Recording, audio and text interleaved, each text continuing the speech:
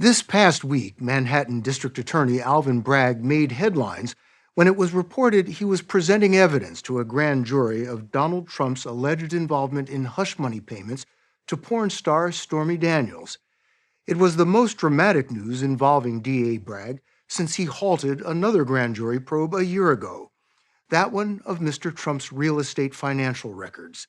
Bragg's decision prompted veteran prosecutor Mark Pomerantz to resign in protest.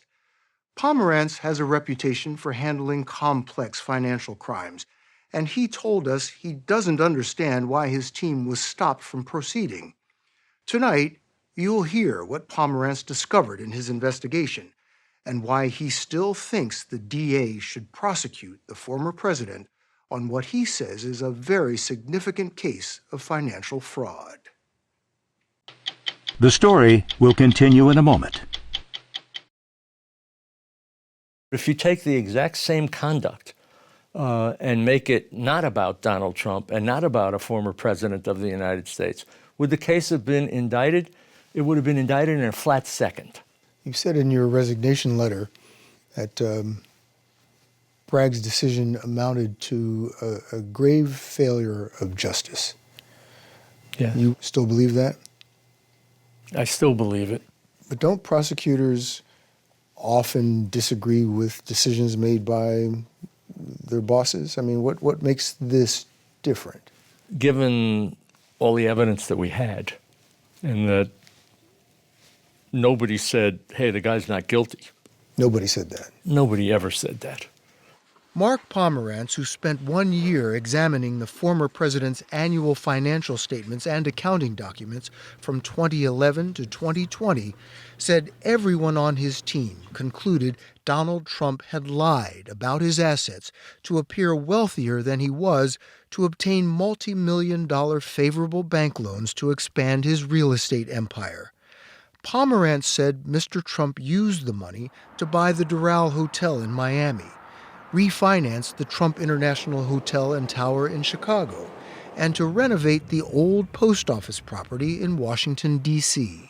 And what the investigation determined was that the financial statements that were submitted to banks for those years were overstated in each case by literally billions of dollars. Billions. Billions of dollars. How was his business empire dependent on or influenced by these false statements? The financial statements that he prepared were given to the banks and had to be given to the banks in order to get the loans that he got. So he got hundreds of millions of dollars of bank financing in connection with many of his properties. But it sounds like you're saying that his empire is built on lies. His empire was built on lies. I am saying that. Pomerantz said the investigation found Donald Trump dramatically inflated the values of his marquee properties, Mar-a-Lago, 40 Wall Street, Seven Springs in Westchester County, New York, some of his golf clubs, and his penthouse apartment in order to bolster his net worth. So what you get out of it was a net worth that Trump could announce to the world was the net worth that he wanted to announce. The total is $8,737,540,000. Now, I'm not doing that to brag, because you know what? I don't have to brag. I don't have to, believe it or not. Donald Trump touted his supposed net worth in 2015 while announcing his presidential campaign. His financial statements are now at the heart of a separate but similar civil fraud case pending against Mr. Trump and others, filed in September by New York Attorney General Letitia James. The complaint demonstrates that Donald Trump falsely inflated his net worth by billions of dollars. Donald Trump has called the Attorney General's case a politically driven witch hunt and denied wrongdoing, partly, he says, because he paid off the loans. That doesn't mean the banks are okay with false financial statements. He paid off the loans. What's the crime? The law is crystal clear that you don't have to prove that a loan wasn't repaid or that a bank lost money. It's still a crime to lie to a bank to get a loan. Pomerantz has written a book, People versus Donald Trump, published by Simon & Schuster, which is owned by our parent company, Paramount. He came out of retirement in February 2021 to join then District Attorney Cyrus Vance's investigation. He says his team interviewed dozens of people, including some of Donald Trump's bankers, appraisers, accountants, and his former attorney, Michael Cohen. And nothing but the truth, so help you God. Who had testified before Congress in 2019 about Donald Trump's financial practices. To your knowledge, did the president or his company ever inflate assets or revenues? Yes. And was that done with the president's knowledge or direction? Everything was done with the knowledge and at the direction of Mr. Trump. And what he told us in a nutshell was that he had been in the room with Trump and with Alan Weisselberg, who was the CFO of the Trump Organization. And the conversation involved Donald Trump saying, my net worth needs to be X. And so you start with the net worth target. So reverse engineering. Reverse engineering so that you come back and you say, okay, boss, we've done your financial statement and it shows $5 billion. And then you guys go out and figure out how to add up my assets to reach this false number. Correct. And it was easier to bump up certain assets than other assets. Seven Springs, Mar-a-Lago, the triplex, his residences, each of which, by the way, he claimed to have a value in that was more than anybody had ever bought or sold a private residence for in the history of the United States ever. Ever. Right? Correct. But you've told us, I mean, and he admitted, Cohen's a convicted perjurer. That's right. So how far can his testimony go? And that's why it was so important for us to go to the accounting documents. How do you know he's telling the truth? You know it because you see it in the documents.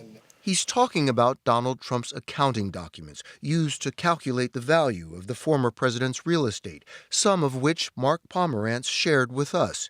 He released them after they were made public in Letitia James's lawsuit. Attorney Pomerantz said he did not share grand jury material with us. You said it went on for years. What was the pattern? The tactics varied from property to property to property.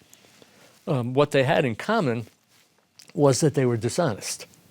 The accounting spreadsheets valued Mar-a-Lago at $739 million in 2018, but Attorney General James concluded it was only worth about $75 million, almost 10 times less, in part because Mr. Trump had given away the residential development rights for a tax deduction.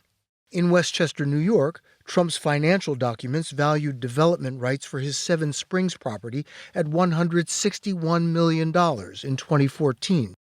But Pomerantz said the Trump Organization's own hired appraiser just months earlier had valued the development rights between $29 and $50 million. Donald Trump purchased his golf course in Jupiter, Florida for $5 million in 2012, but 7 months later, on his financial documents, valued it at $62 million, then filed a lawsuit claiming his taxes were too high. He not only values it at 12 times what he paid for in his financial statement, but then he sues the tax assessor saying, you had to know this couldn't be worth more than 5 because that's what I paid for it in an arm's length transaction. So what ties Donald Trump directly to this? You know, couldn't he say, my accountant said it's worth this, I signed it? There were many bits and pieces of evidence on which we could rely in making that case. One of those pieces, Pomerantz showed us, is part of a Deutsche Bank loan, showing Trump personally verified his statements are accurate. He warrants that the financial statements are true and correct in all material respects. And finally, of course, on the guarantee is his Sharpie signature, Donald J. Trump. In 2015 and 2016 accounting documents, Donald Trump listed his Fifth Avenue condominium as 30,000 square feet. But it wasn't 30,000 square feet. It was 11,000 square feet. That's a huge discrepancy. Yes, it's a huge variation. And Pomerantz showed us, back in 1994, Donald Trump signed condominium paperwork acknowledging the apartment's actual square footage. Truly, it says right here that the size of the apartment is 10,996 feet. Right. With his signature right here. Yeah. For the apartment that he lives in and built. In a statement to 60 Minutes, a lawyer for former President Trump, Joe Tacopina, said Pomerantz is falsely accusing Mr. Trump of felonies to sell a book. Mark Pomerantz said the evidence he gathered persuaded the former district attorney, Cyrus Vance, to authorize presenting the evidence to a grand jury to seek an indictment against Donald Trump. Too often there are two standards of justice, one for the rich and powerful and connected, and another for everyone else. I'm Alvin Bragg, and I'm running for Manhattan District Attorney to change that. In January of 2022, Alvin Bragg, who campaigned on a promise to hold powerful New Yorkers accountable, was sworn in as the new Manhattan District Attorney.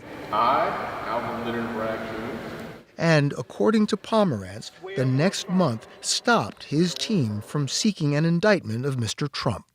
What did he want you to do, slow down? Did he ever say that? He did not say to slow down. He never said, I don't want to be rushed. There's not enough time. I need more time to study the facts. He said, okay, you need a decision. You'll get a decision. And the decision was no. You're not going forward.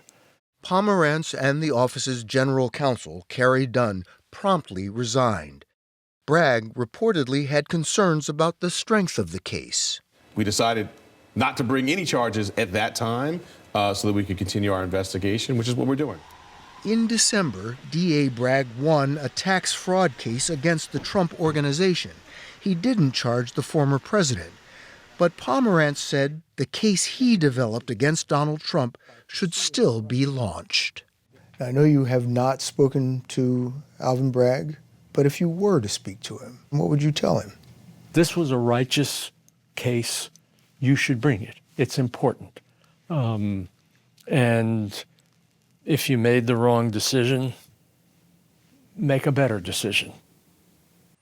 In a statement to 60 Minutes, District Attorney Alvin Bragg said he agreed with senior prosecutors in the office who believed they needed to investigate further.